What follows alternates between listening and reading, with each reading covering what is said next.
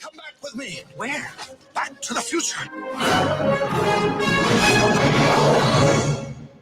Are we back? We're back. What do you mean we're in the future? October 21st, 2015. Marty, we're going to be able to see our wedding. Wow. Future.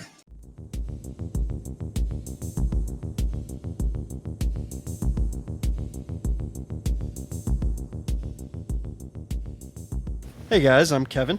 I'm Jake. And this is Movie Matters. We're continuing sequels month to the movies we've already reviewed with Back to the Future Part 2 from 1989, Robert Zemeckis film. So I think I stated that I like this one more than the first one to you last time, and I believe you agreed with me, Jake. Is that right? Yeah. I might change my decision. Yeah, I made a comment that a lot of the sequels we're watching this month are better than the originals. Yeah. And yeah, I think we had agreed. Rewatching this, I think I'm on the same page as you. It's a good movie. I think it's not as good as the first one.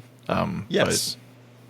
So this might be the same category as like First Blood, where First Blood overall is just a better movie and like it's written better and is acted better, and it's like on all fronts it's just a better film. And I think the first movie in Back to the Future is the best film of the trilogy. And I love all of them. Pretty close to equal. But the first one is the best. And the screenplay is awesome. This one's more fun, I would argue. Yes, 100%. Yeah. It's just a little more goofy and zany and entertaining. And I feel like that's why we liked it as kids more. Because it was more entertaining to us. There's more pizzazz to it versus the first one is a straight up, comedy, action drama of let's get back to the future versus this one, they go into the future and all hell kind of breaks loose and they got to fix it. So, yeah. I mean, I do love this movie. Some parts of it I don't love, but there's really not much. I mean, it made a ton of money, but it didn't make as much as the first one, which is crazy. The budget was I think it was like 40 million, which is pretty high. So this was shot back to back with the third one. Yeah. So, and Bob Zemeckis kind of regretted kind of rushing through this one in order to make the third one, and even the third one, when they made that, they felt more relaxed on set. This one was just a rush to get it out. And this one came out in 89 and the third one came out in 90. It made 40 million was the budget. It made 332 million worldwide, which is a lot of money. It could have made more, apparently. Especially because of the marketing. There were some marketing issues with it we'll get into. But yeah, this was the third highest grossing film in 89, which is crazy. Yeah, it's nuts. I mean, it is interesting that there was a 4-year gap between parts 1 and 2. So, do you know the reason for that? No, I don't. Bob Zemeckis made Who Framed Roger Rabbit. Ha! That's why. Have you seen that movie, yeah? I had once a long time ago. I've seen it twice, and it's been a while. We should add that to our list. I don't know if it's on our list. Yeah, I'm not sure, but it should Our be. ever-growing list. It's ever-growing, people. We're never going to get... This podcast is never going to die. Yeah. It's going to go on forever. Speaking of which, I like that this one picks up right where the first one left off, albeit with a new casted Jennifer with Elizabeth Shue, who she's great. I like her as an actress. Which honestly, I never noticed growing up. Really? Yeah, That's funny. not until you pointed it out in the first episode. I never even noticed. That's funny. I always noticed that. And it kind of bothered me, and I never knew why. But I mean, we talked about it in our review for the first Back to the Future. Is Claudia Wells, who played Jennifer in the first one, was unable to reprise her role because her mom got cancer and she was taking care of her, and that's where Elizabeth Shue came in. And I mean, they're very similar looking for sure, but it's not distracting, and she's like barely in the movie anyway. Yeah. So pretty interesting. There's a lot of trivia on this movie, and on the commentary, Robert Zemeckis, Bob Gale, the producer, and them both writing the movie, they were not interested in doing a sequel to the first one. But obviously because it was a success, the studio wanted to make the sequel. And it's kind of funny, though, because the first one ends in a cliffhanger. I know. And so they did that as a joke. Oh. Huh. And okay. Plans were made by the studio kind of without Bob Zemeckis and Bob Gale. And they were like, okay, we need to get involved because we don't want to tarnish like the legacy of the first one and how well the sequel or how well the first one did. And so they were just like, all right, well, let's make two more movies, the second one and the third one. And Zemeckis had claimed that he knew he was going to make a sequel. If he knew he was going to make a sequel, he would have made sure that Marty's girlfriend, Jennifer, wasn't in the car at the end of the first film. And that kind of screwed them up, since the movie would concentrate on Marty, and there was not much for her to do, and she would just get in his way. That's why Jennifer's knocked out by Doc like instantly in the movie. They just and he again kind they of just didn't know gives what a to do with bullshit it. excuse for bringing her along. Yeah. So it's pretty funny that they recast her and she's barely in the movie. And like even the dog being in the car, like they had a lot of continuity to kind of figure out. Yeah. I mean, this then I love that they go into the future right away, 2015, and they like right off the bat, like the Nike Power Laces, so cool. There's a lot of cool tech in this movie that they just like made up for the most part. Even the like bag that Doc holds that says Nike on it with all the clothes that he gives to Marty is sick. Yeah, it's like it's almost like a duffel tube or something. Like it's you pretty noticed neat. it too. Yeah, that's funny. I don't know. I just like, again, being doing this podcast, I always try and look a little more closely at certain details that I pick up on because I take notes during it and I write it down, and that stuck out to me. I was just like, ooh, that's so cool. Like I want that because it was so it's so like futuristic. And like you don't even see that. No, right. And like what's cool about in our time, like how they predicted the future, I guess, is like they went kind of like conservative on some things, then other things they just went like absolutely batshit crazy, like down to the second weather forecasting. Yeah. Like they missed the boat on that one big time, but you like flying cars, I think, is something that I think everybody was like hoping would exist by now. But like, like the clothes are like really cool. And not like super outside of what like people might be wearing like now. Besides the inside out pants. I don't think that's a where thing the as far as I'm aware. No. I don't know. But yeah, like the auto laces are like pretty cool, and like a lot of so cool. people just wear slip-ons, which are basically the like low-tech version of that. Yeah. The auto-sizing jacket is really cool too. So cool.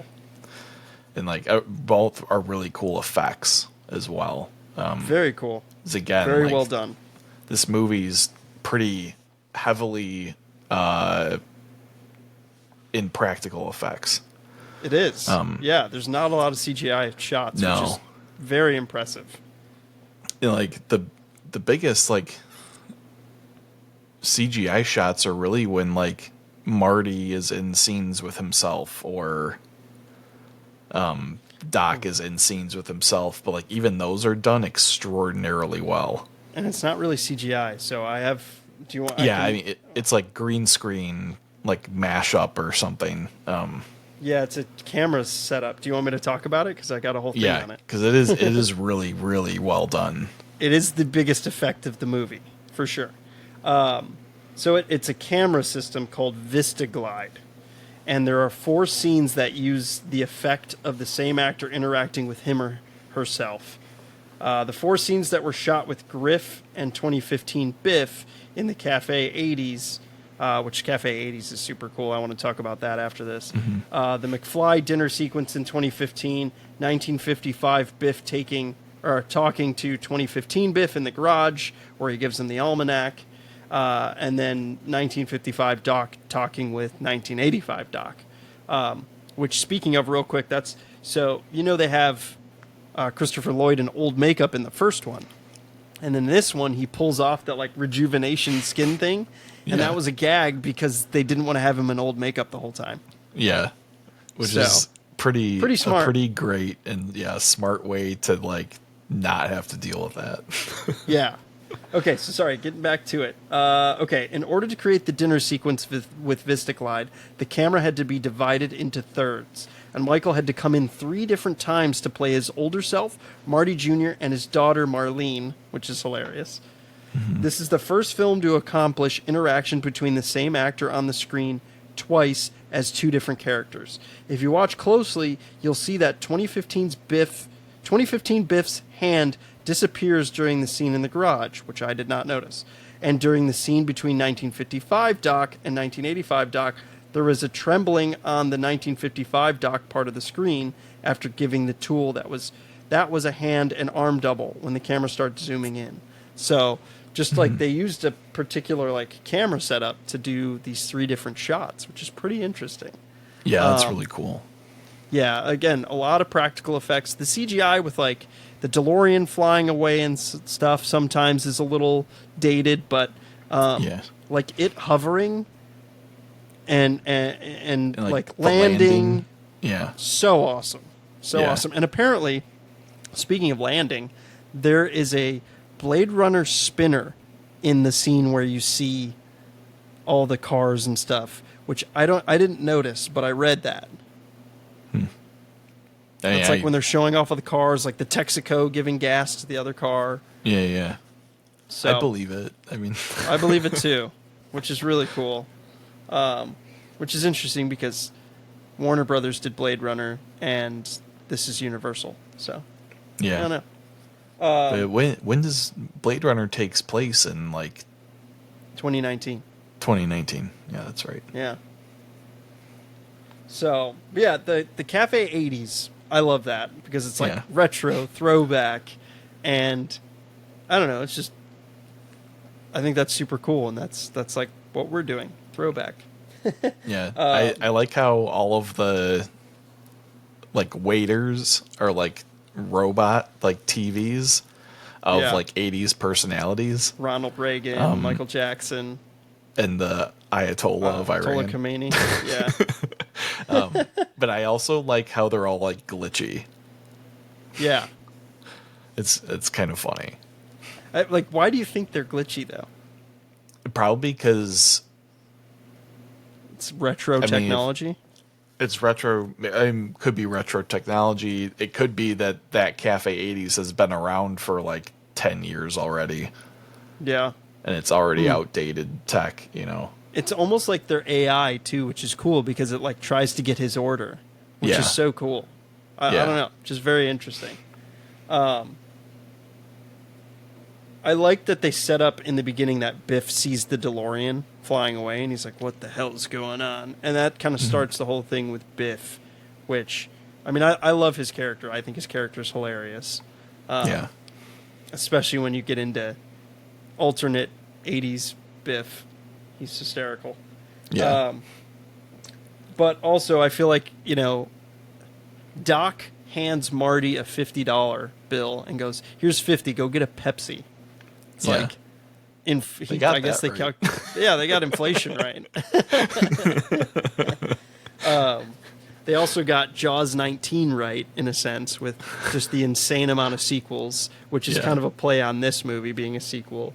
And obviously it's a nod to Spielberg, who produced this.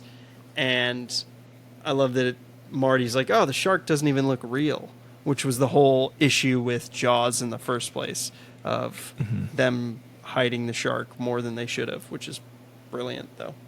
Yeah. I also found an interesting fact that the Tannen family seems to skip a generation. So you never see Biff's parents. Yeah. He lives with his grandma in 1955. Then you have Biff and Griff, which Griff is his grandson. You don't see his father. Yeah, it's super interesting. So Biff's parents and Biff's kids are never seen. Yeah. Which is an interesting choice, but very. I guess it is kind of weird because it makes sense because Marty should be the same age as Biff's kids. Yeah. Who then have a grandson Griff. the same age as Marty's grandson. So it makes sense. Yeah. I liked. How do you feel about this film? This film, the Bobs wanted to give Marty a character trait, basically, and that character God, I can't even talk. That character trait is that he gets called a chicken and loses all self-control and gets into trouble because he's called a chicken. Do you like that? Yes, because I like when it comes up in the third movie a lot. Yeah. I like it. I've always liked it as a kid, and I still like it. It's kind of goofy, but I think it would be okay if it wasn't so overdone in this movie.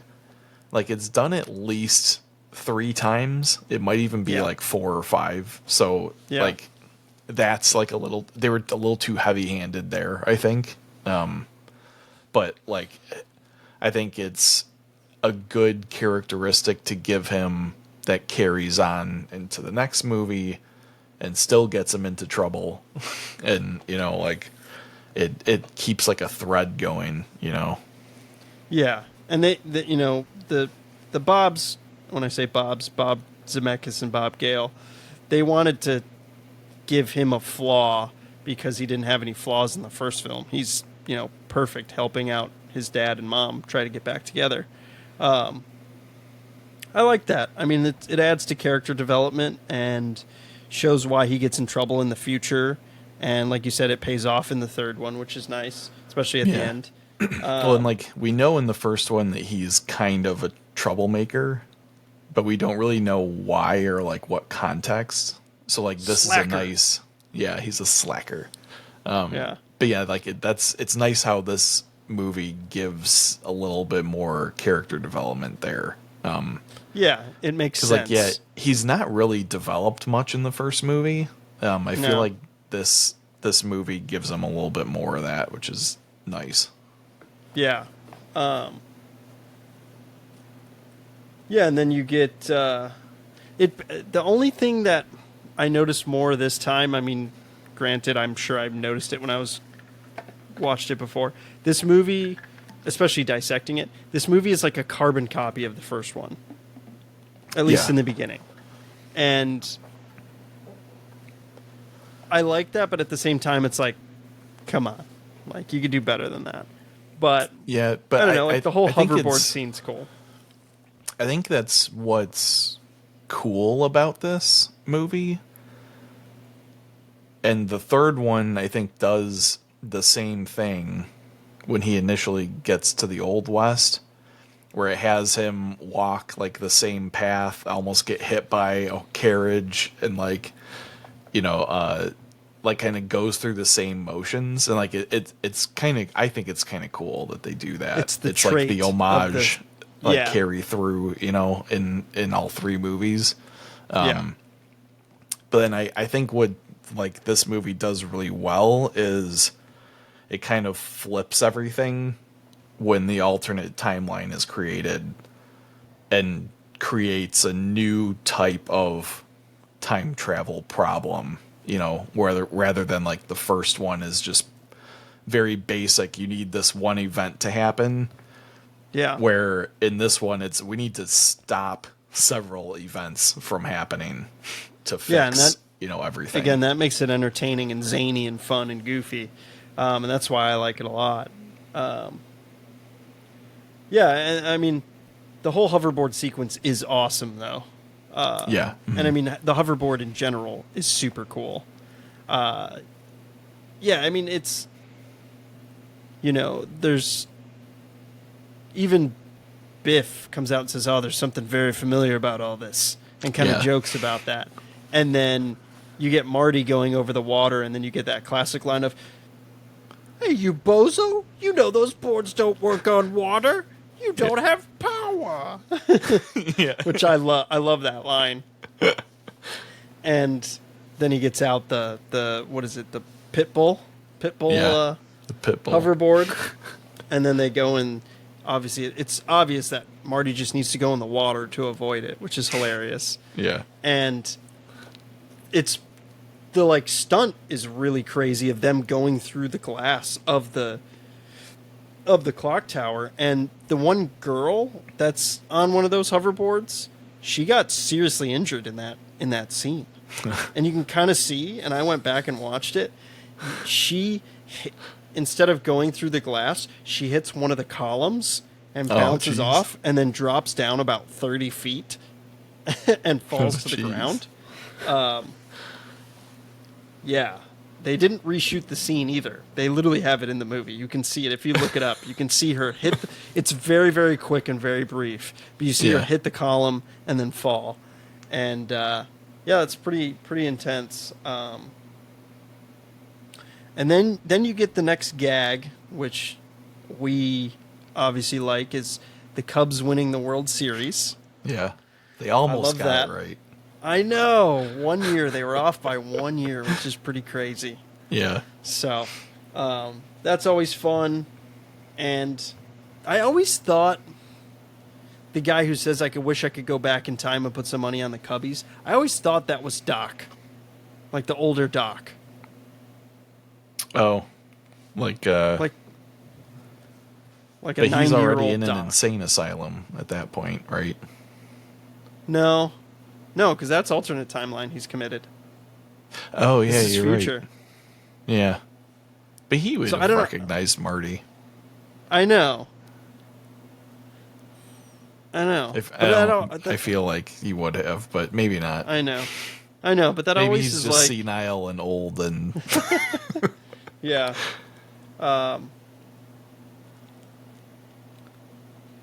Yeah, there's other cool future things that I noticed too, like the dog getting walked by like a robot. That's really cool. It's almost like a virtual reality like helmet that's like on a leash. It kind of looks like, which is interesting. You get the multi-screen TV that Marty Jr. is like doing, which I love all the little bits of like the fruit. He's like, fruit, please, retract. I love all that for some reason. I just always thought that was cool. The dehydrated pizza. Yeah. That's interesting. And that was just literally they put that in there because they needed Pizza Hut sponsorship and advertisement. Yeah,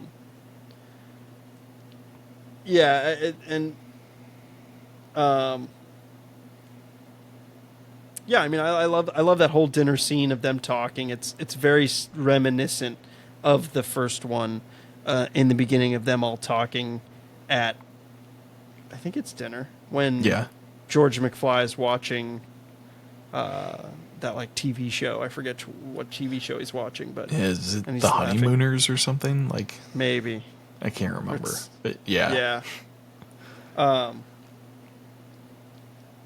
Yeah, there's, and then you get the whole almost inciting incident that causes the film to go on a wild ride with Biff stealing the DeLorean and the time machine.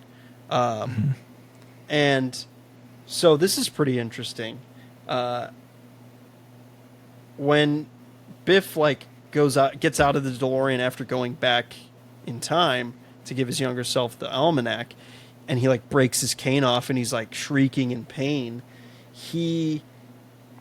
They stated, and there's a deleted scene of it, that Biff was actually fading away. Like Marty in the first movie where he's like his hand is transparent. Yeah, because stuff had changed. Yeah, he altered the future. He was altering his own future, and so he no longer existed in the year 2015 in that regard. So, yeah, pretty interesting to think that. Yeah. There's also like there's little hints that Doc Brown always says in this movie that I picked up on a lot this time about the third movie, and how he's like, oh, like I always wanted to go to the Old West, and like stuff like that. And then he wants to destroy the time machine. That was pretty interesting. I picked up on that. Yeah. And then they go back to 1985, and it's completely different and crazy and scary and fun. And you get Biff's Pleasure Paradise Hotel and Casino. Yeah. Apparently, and I'm sure you could see this, Biff's alternate 1985 incarnation was loosely based on Donald Trump. Yeah, that's not surprising. Yeah, and Lorraine's based on Tammy Faye Baker, which I believe that's a famous singer, if I'm not mistaken. Okay. I might be wrong. Yeah, I don't recognize that name. Oh, she was an actress. Tammy Faye. I thought she did some singing. They just made a movie about her with Jessica Chastain, I'm pretty sure. Oh. But yeah, I love that in alternate 1985 we get introduced to everything, rocking out to some Sammy Hagar. Yeah. It's like some wild hair metal. It's great. Yeah, and then, this is where the movie goes pretty crazy. And again, I think Biff is awesome in this. He's just wild and a piece of shit and hilarious. Then you get he walks up to the casino. Marty walks up to the casino and gets this like backstory of how like Biff got his money, which is pretty cool. It's kind of a lazy way of storytelling, but it's also like kind of also genius. And you get the Mad Dog, Biff Tannen, like great grandfather, and that's obviously again another nod to the third movie, which is pretty cool. And then you get Marty waking up from getting hit in the head by Biff's goons, and you get that classic. Again, there's a lot, like you said, like a lot of homages to the first one, and there's like staples and like almost running gags that they keep threading in these movies that are the same, where he wakes up thinking it's a nightmare, and his mom's like, oh, no, you're back on the 27th floor. He's like, oh, 27th floor. And then, he's like, in the first one, he's like, Mom, you're so thin. And then in this one, he's like, Mom, you're so big because she has, breast augmentation. Which is funny. Apparently, what's her name? Lorraine, the actress, and Leah Thompson kept her fake breasts. Like, obviously not on her persons, but she kept them and still has them to this day, apparently. So I also don't know if you know this little bit of trivia. Did you know that George McFly is technically not in this movie, Crispin Glover? Yeah. Yeah, Okay, we talked so you about did it know. in the first movie. Okay. Yeah, it's a different actor that plays old him for the brief scene that he's in. And he's technically a stand-in for like the scenes in 1955. There's a lot of like scenes where he's like, because they had to reshoot it, which is really impressive how they did that too, in my opinion. Yeah. But Crispin Glover, who plays George McFly, wanted an insane amount of money apparently to be in this, and wanted like script revisions and like script supervision on certain items in the movie, and they obviously balked at that and recast him or didn't cast him and rewrote the script, and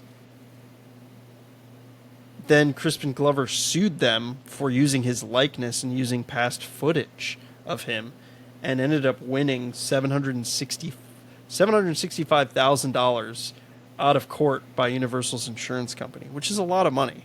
But Yeah, also, that's a I mean, lot. they made a shit ton of money, so it's fine. Yeah.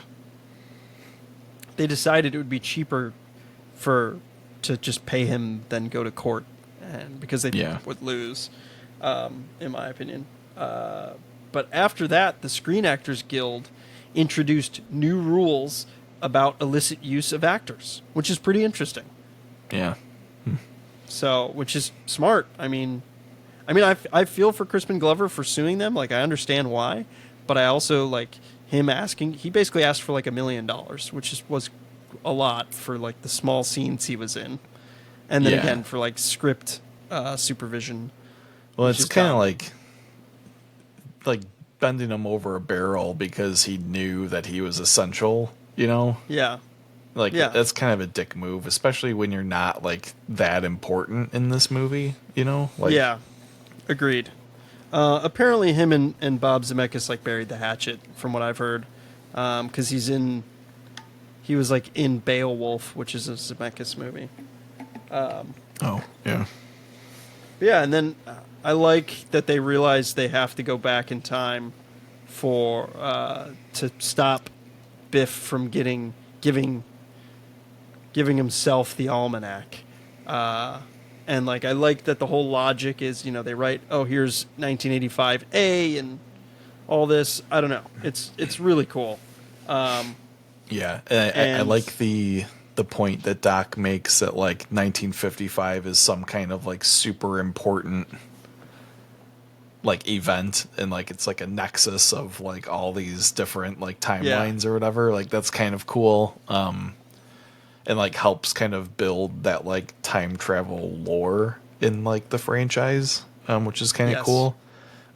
Which like for a mostly like comedic like set of movies, like they put a lot of thought into like how time travel works in this little universe, which is kind of fun and cool.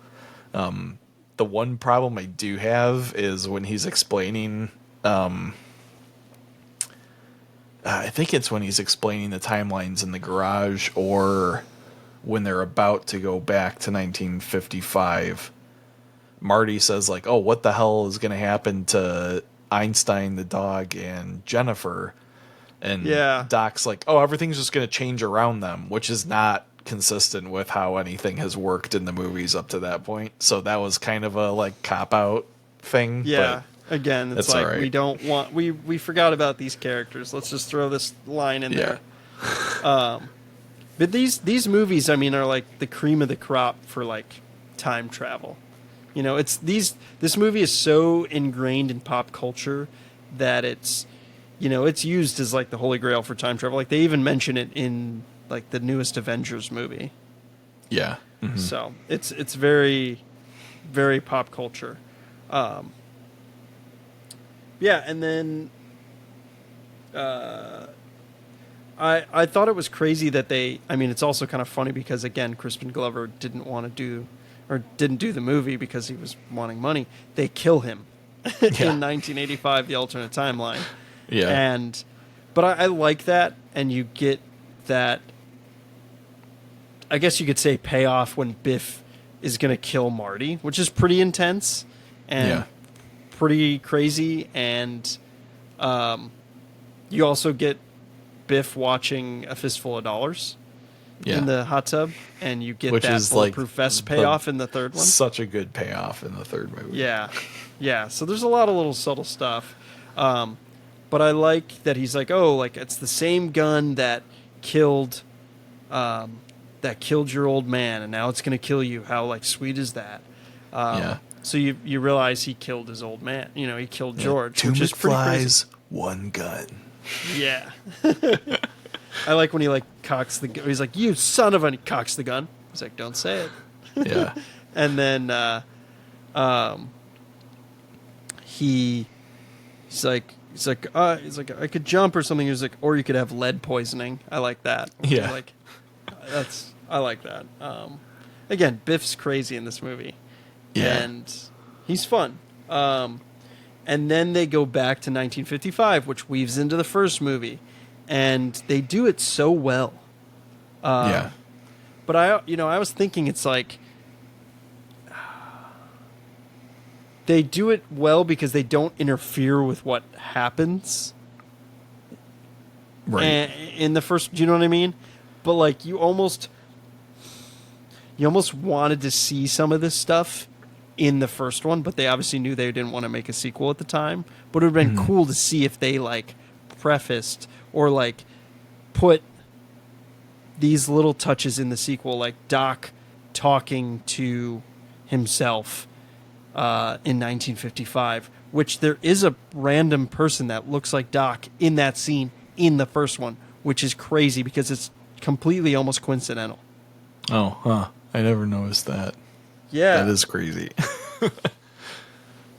Yeah, in this movie, disguised 1985, Doc Brown holds a conversation with his 1955 counterpart. Doc is wearing a brown trench coat and a hat. If you look carefully in Back to the Future, the first one, you can see a man dressed exactly like this, and therefore presumably Doc, walking away shortly before the clock tower scene.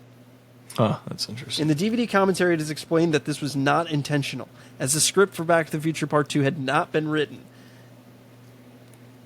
Just wild. Yeah, that's cool. Scary. Yeah. I do like... I mean, I get why they didn't get too deep into the events of the first movie, you know. Yeah. But, like, I do think it is cool that you kind of see the, like, backside of, like, what was happening in the first movie. Like, that's kind of a cool perspective on things. And, like, you do get, like, the little bit of, like, interactions where after George punches Biff and knocks him out, you know, Marty has to go run over and steal the thing and then Almanac. punches him in the face again. I think that guy stole his wallet. Yeah. And there's, like, you know, a couple, like, little interactions like that. And, you know, he gets beat up by Biff after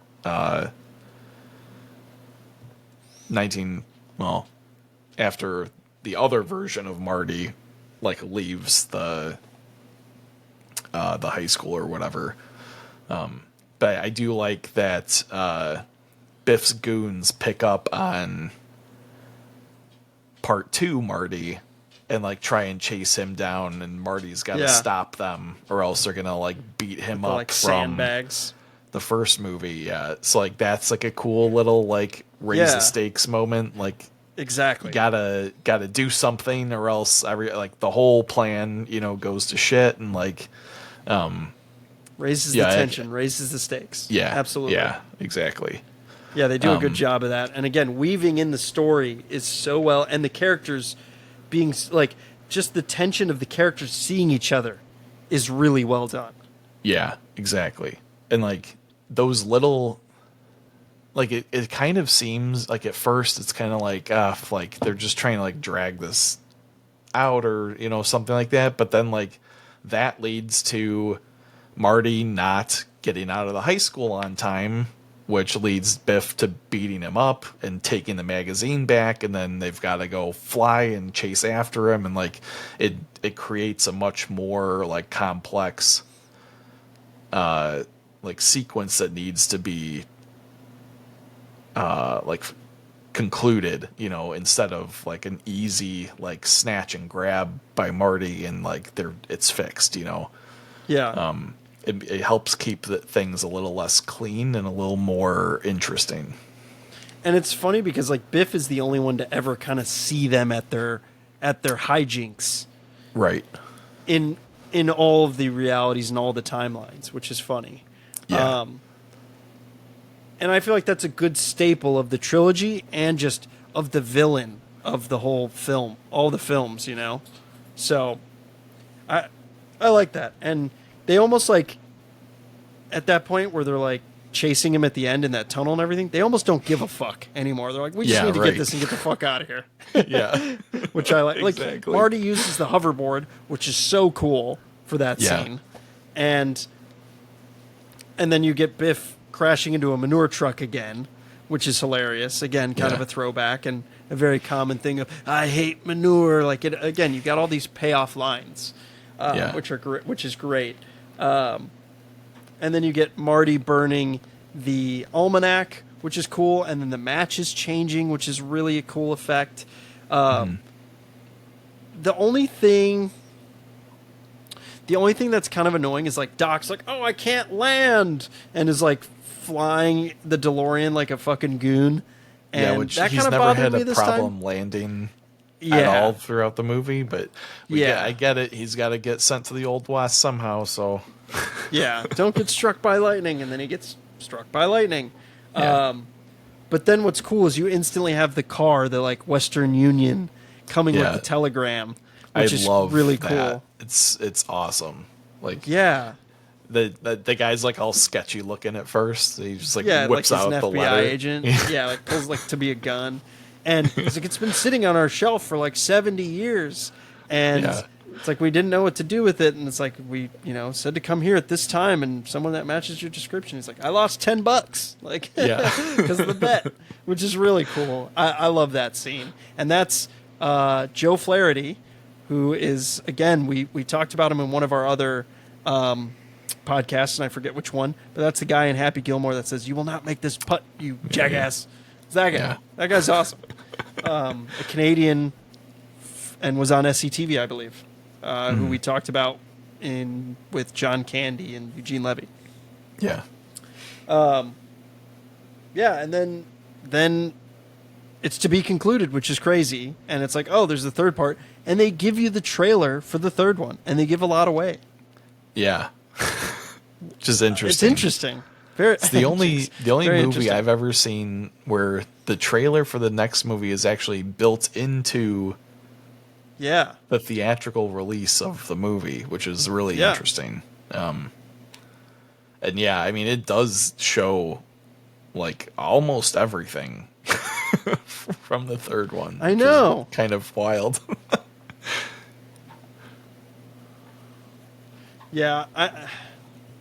Again, it's shot back to back, and they're releasing it the following summer, so as to give hype. And apparently, like, Universal wanted to do that and like hype it up as a sequel, and Bob Zemeckis thought that kind of hurt the chances of the box office. Let's see. He said it was one of the biggest hits of the year, but fell dramatically short of its predecessor, Part 1, gross. And then Part 3 released 6 months later and grossed even less and was not even a top 10 film of the year, which is crazy. And Zemeckis has said that sequels most likely did less business than the first film because audiences were disappointed that the franchise ended on a cliffhanger note and had to wait 6 months after Part 2 to see the conclusion of Part 3, which I feel like that would give you hype. Yeah, it's an interesting take. Yeah. I mean, as far as movie making goes now, 6 months is like nothing. Yeah, between and that's like two commonplace. two franchise films. Like, Yeah, I mean, movies come on digital like a month after they're released now. yeah, So, unless the movie's good, it makes a lot of money, yeah, or just makes yeah, a lot I of mean, money.